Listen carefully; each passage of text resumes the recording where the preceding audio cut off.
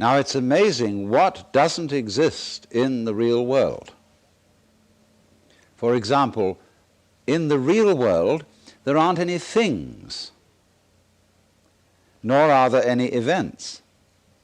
That doesn't mean to say that the real world is a perfectly featureless blank. It means that it is a marvelous system of wiggles in which we descry things and events in the same way as we would project images on a Rorschach blot or pick out particular groups of stars in the sky and call them constellations, as if they were separate groups of stars. Well, they're groups of stars in the mind's eye, in our system of concepts. They are not out there as constellations already grouped in the sky. So in the same way, the difference between myself and all the rest of the universe is nothing more than an idea. It is not a real difference. And meditation is the way in which we come to feel our basic inseparability from the whole universe. And what that requires is that we shut up. That is to say, that we become interiorly silent and cease from the interminable chatter that goes on inside our skulls. Because you see, most of us think compulsively all the time. That is to say, we talk to ourselves. And I remember when I was a boy, we had a common saying, talking to yourself is the first sign of madness. Now, obviously, if I talk all the time, I don't hear what anyone else has to say. And so in exactly the same way, if I think all the time, that is to say, if I talk to myself all the time, I don't have anything to think about except thoughts. And therefore I'm living entirely in the world of symbols, and I'm never in relationship with reality. All right, now that's the first basic reason for meditation. But there is another sense, and this is going to be a little bit more difficult to understand, why we could say that meditation doesn't have a reason or doesn't have a purpose. And in this respect, it's unlike almost all other things that we do, except perhaps making music and dancing. Because when we make music, we don't do it in order to reach a certain point, such as the end of the composition. If that were the purpose of music, to get to the end of the piece, then obviously the fastest players would be the best. And so likewise, when we are dancing, we are not aiming to arrive at a particular place on the floor, as we would be if we were taking a journey. When we dance, the journey itself is the point. When we play music, the playing itself is the point. And exactly the same thing is true in meditation.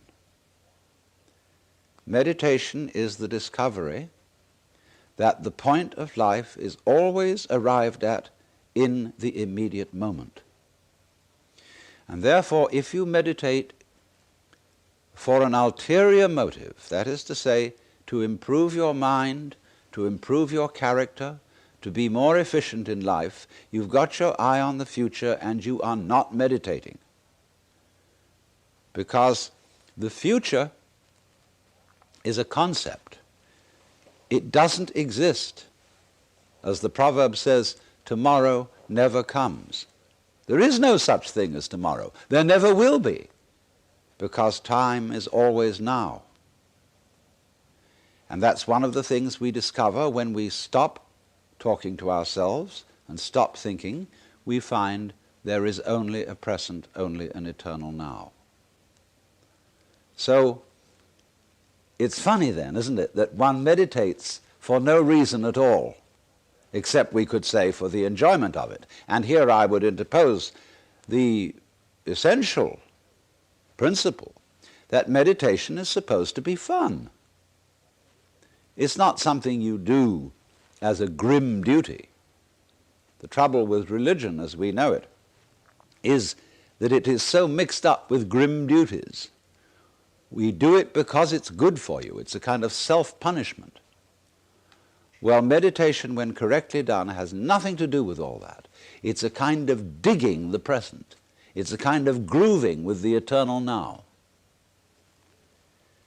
And brings us into a state of peace where we can understand that the point of life, the place where it's at, is simply here and now. The easiest way to get into the meditative state is to begin by listening. If you simply close your eyes and allow yourself to hear all the sounds that are going on around you, just listen to the general hum and buzz of the world as if you were listening to music.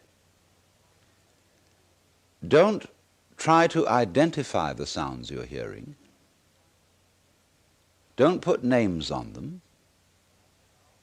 Simply allow them to play with your eardrums.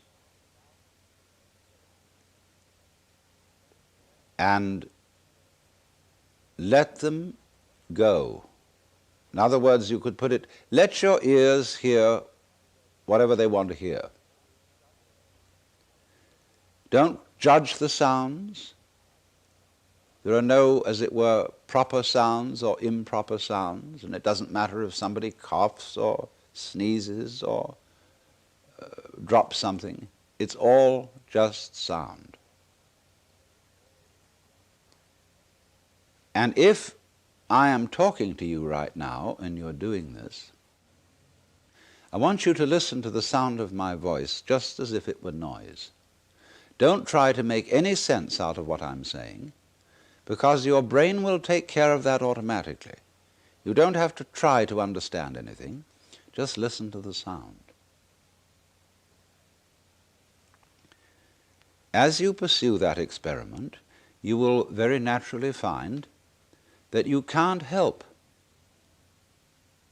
naming sounds, identifying them, that you will go on thinking, that is to say, talking to yourself inside your head automatically.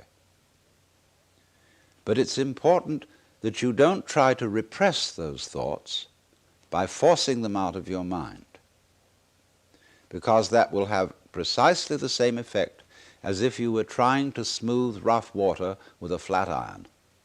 You're just going to disturb it all the more. What you do is this.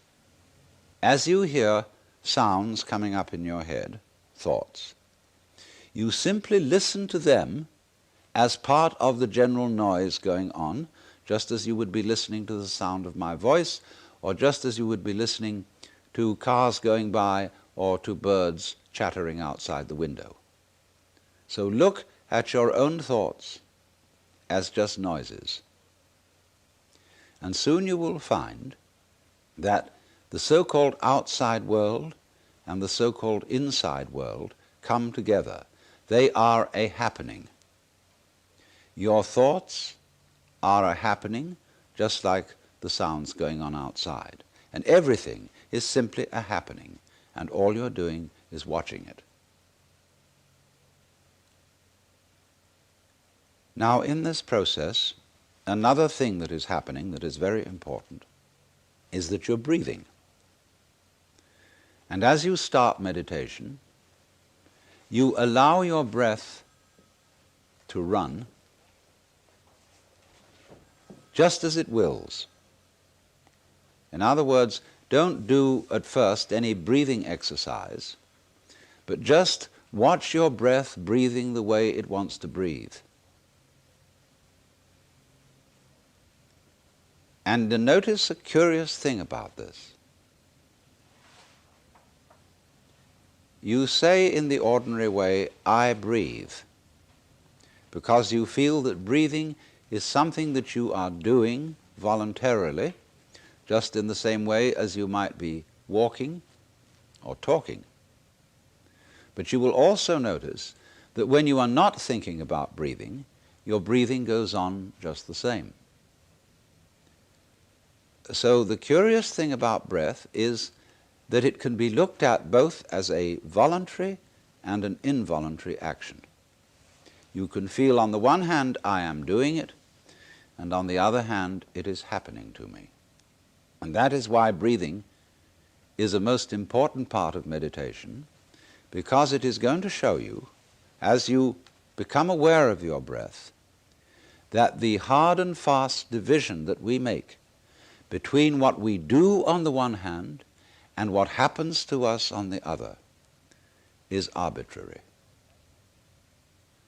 So that as you watch your breathing, you will become aware that both the voluntary and the involuntary aspects of your experience are all one happening. Now that may at first seem a little scary, because you may think, well, am I just the puppet of a happening, the mere passive witness of something that's going on completely beyond my control? Or on the other hand, am I really doing everything that's going along? Well, if I were, I should be God. And that would be very embarrassing, because I would be in charge of everything. That would be a terribly responsible position. The truth of the matter, as you will see it, is that both things are true. You can see it that everything is happening to you, and on the other hand, you're doing everything. For example, it's your eyes that are turning the sun into light. It's the nerve ends in your skin that are turning electric vibrations in the air into heat and temperature. It's your eardrums that are turning vibrations in the air into sound, and in that way you are creating the world. But when we're not talking about it, when we're not philosophizing about it, then there is just this happening, this, and we won't give it a name.